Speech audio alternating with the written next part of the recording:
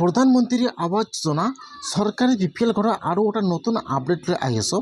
সেইটো আপডেট হ'ল যিসকলে এতিয়ালৈকে চৰকাৰী ঘৰটো লাভ কৰা নাই, ইতিমধ্যে কিন্তু চৰকাৰী ঘৰৰ আৰু এটা নতুন ভেৰিফাই লিষ্ট আহি গৈছে।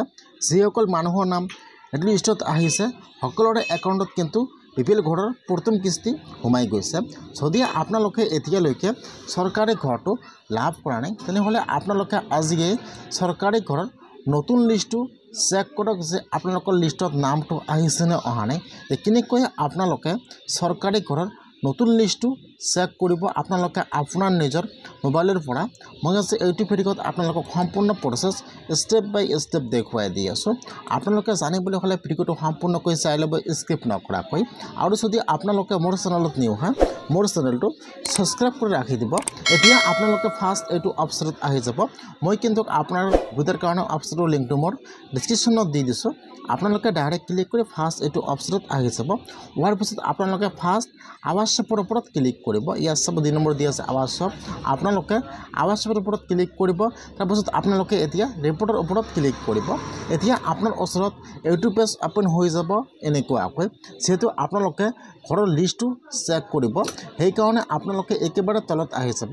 ইয়াত চাব ইয়াত যিটো এছ নম্বৰ অপশ্যন দিয়া আছে, এছৰ 1 নম্বৰ অপশ্যন দিয়া আছে বেনিফিচিয়াৰী ডিটেইলছ ফৰ ভেৰিফিকেশ্যন। এতিয়া আপোনালোকে এছৰ 1 নম্বৰ অপশ্যনটোৰ ওপৰত ক্লিক কৰিব। এতিয়া ইয়াত আৰু এটা নিউ পেজ ওপেন হৈ যাব এনেকুৱাকৈ। ফাৰ্ষ্ট ইয়াত আহি যাব ষ্টেট নাম, ষ্টেটত ক্লিক কৰিব। ইয়াত যিটো আপোনাৰ ষ্টেট নাম হয় এতিয়া আপোনালোকে ফাৰ্ষ্ট ইয়াত আপোনাৰ ষ্টেট নামটো ছিলেক্ট কৰি লৈ ল'ব। ইয়াত চাব ইয়াত আছে অল ষ্টেট, ক্লিক কৰিব। ইয়াত আহি যাব ষ্টেট নাম। এতিয়া আপোনালোকে আপোনাৰ ষ্টেট নামটো ছিলেক্ট কৰি লৈ ল'ব। তাৰপিছত আপোনালোকে আৰু এবাৰ ছিলেক্টত ক্লিক কৰিব। ইয়াত আহি যাব আপোনাৰ ডিষ্ট্ৰিক্টৰ নাম। এতিয়া আপোনালোকে ইয়াত চাই ল'ব যে ইয়াত আপোনাৰ ডিষ্ট্ৰিক্টৰ নাম কোনটো হয়। ইয়াত যিটো আপোনাৰ ডিষ্ট্ৰিক্টৰ নাম হয় এতিয়া আপোনালোকে আপোনাৰ ডিষ্ট্ৰিক্টৰ নামটো ছিলেক্ট কৰি লৈ ল'ব। তাৰপিছত ইয়াত আহি যাব আপোনাৰ ব্লকৰ নাম। এতিয়া ইয়াত আপোনাৰ ব্লকৰ নামটো চাই ছিলেক্ট কৰি লৈ ল'ব। তাৰপিছত ইয়াত আহি যাব আপোনাৰ পঞ্চায়ত নাম। এতিয়া আপোনালোকে ইয়াত চেক কৰিব যে ইয়াত আপোনাৰ পঞ্চায়ত নাম কোনটো হয়। ইয়াত যিটো আপোনাৰ পঞ্চায়ত নাম হয় এতিয়া আপোনালোকে আপোনাৰ পঞ্চায়ত নামৰ ওপৰত ক্লিক কৰিব। তাৰপিছত ইয়াত আহি যাব এতিয়া চন।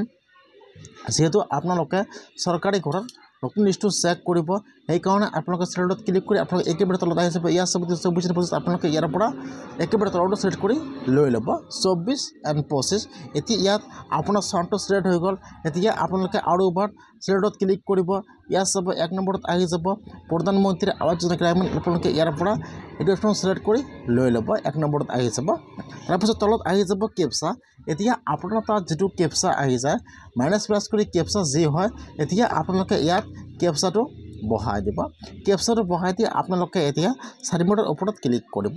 যেতিয়া আপুনি সাবমিটত ক্লিক কৰিব এতিয়া কিন্তু আপোনাৰ ওচৰত চৰকাৰী ঘৰৰ 25 চনৰ নতুন লিষ্টটো ইয়াত আহি যাব এনেকুৱাকৈ।